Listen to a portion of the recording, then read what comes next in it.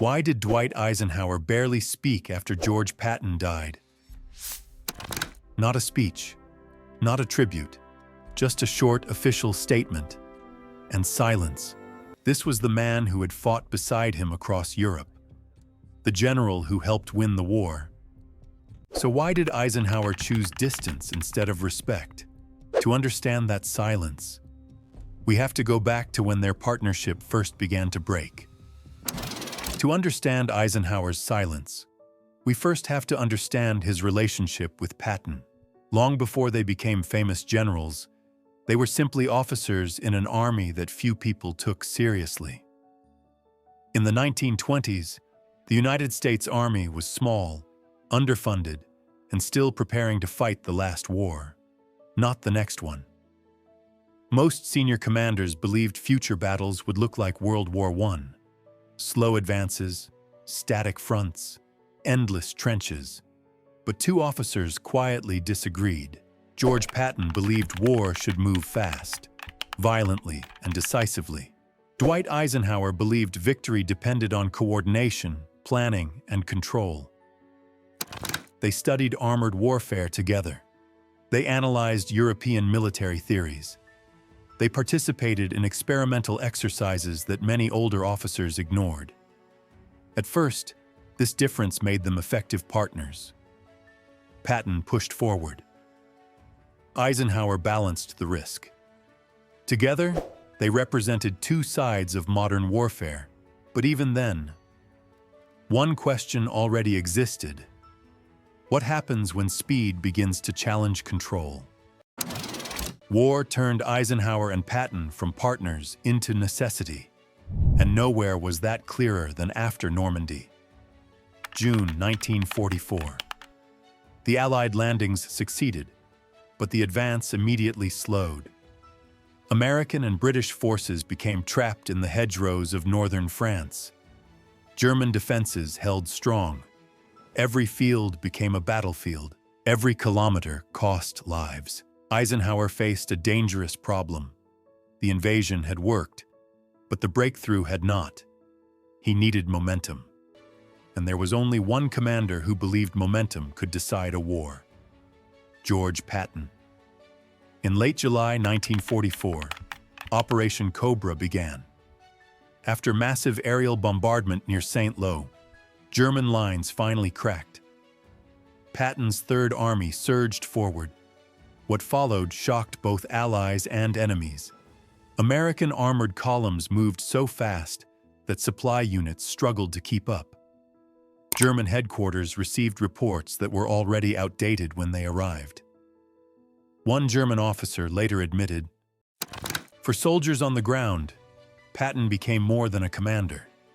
He became movement itself."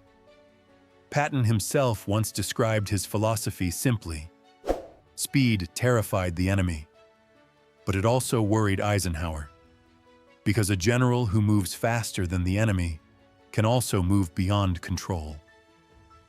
And in that moment, Eisenhower began to understand something important.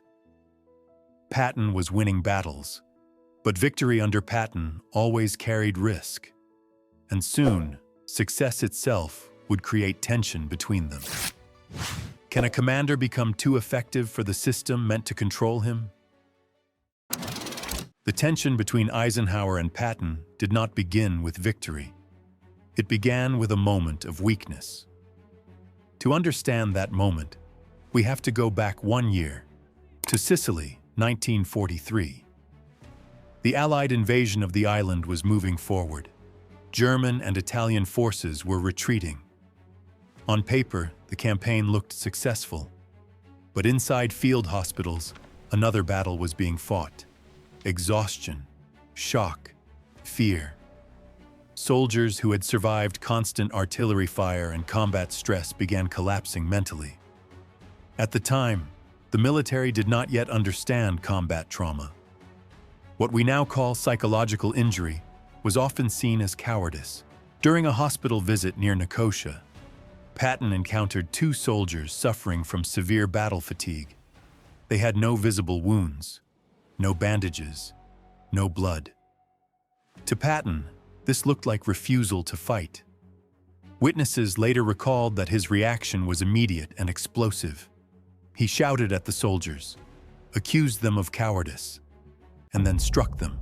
The incident spread quickly through the chain of command. Doctors reported what had happened. Officers realized the consequences could be enormous. At that moment, Eisenhower faced one of the most difficult decisions of his command. Firing Patton could damage morale and slow the campaign. Ignoring the incident could destroy discipline. Eisenhower chose a third option. He punished Patton privately, forced him to apologize, and ordered the incident kept out of the press. Because Eisenhower understood something few others did. The Allied advance still depended on Patton, but trust had changed. From that moment forward, Eisenhower no longer saw Patton only as a weapon of victory, but also as a commander who required control. And once trust changes in war, it rarely returns to what it was before. Soon, the consequences of that decision would follow them into the final months of the war. General Patton's conduct was a serious error. Discipline must apply to commanders as well as soldiers. The war in Europe ended in May 1945. Germany surrendered. The guns fell silent. But for Eisenhower and Patton, peace created a new kind of battlefield. During the war, aggression had been an advantage. Speed meant victory. Bold decisions saved lives. But peace required something different: stability, diplomacy, control. Eisenhower now carried responsibility far beyond the battlefield. He was no longer only a commander. He had become a political figure responsible for maintaining the fragile alliance between the United States, Britain, and the Soviet Union. Patton, however, remained a wartime general. He spoke openly to journalists. He criticized occupation policies. And most dangerously, he began speaking about the Soviet Union as a future enemy. To many soldiers, Patton sounded honest. To Washington, he sounded unpredictable. Each public statement created tension inside the Allied command. Eisenhower understood that every word from a famous general could influence global politics, and Patton was one of the most famous generals in the world.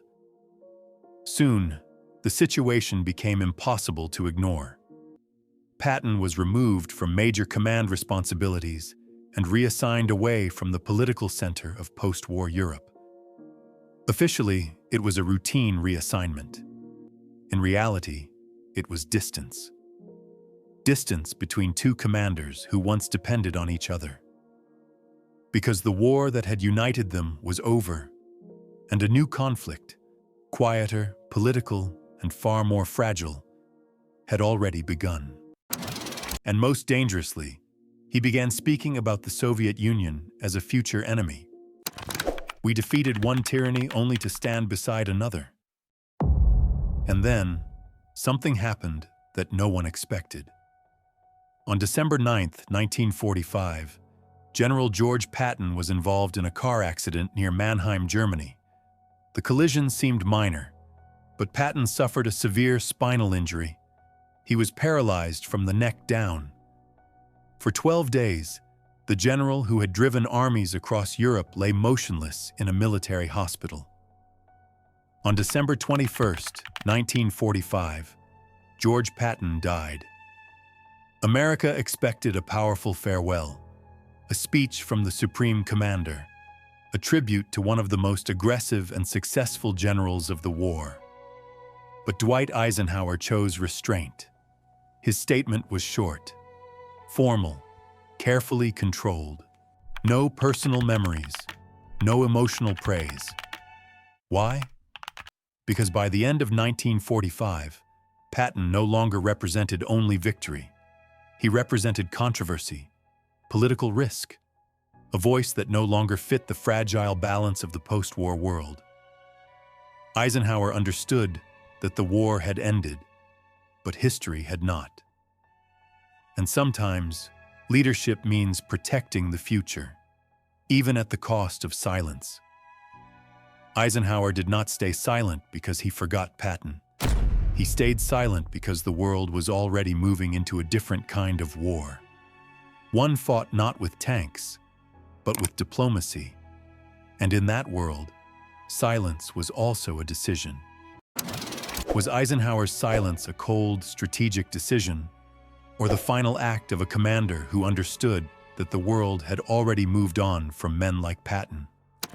History rarely gives simple answers, but sometimes silence speaks louder than any speech. Thank you for watching.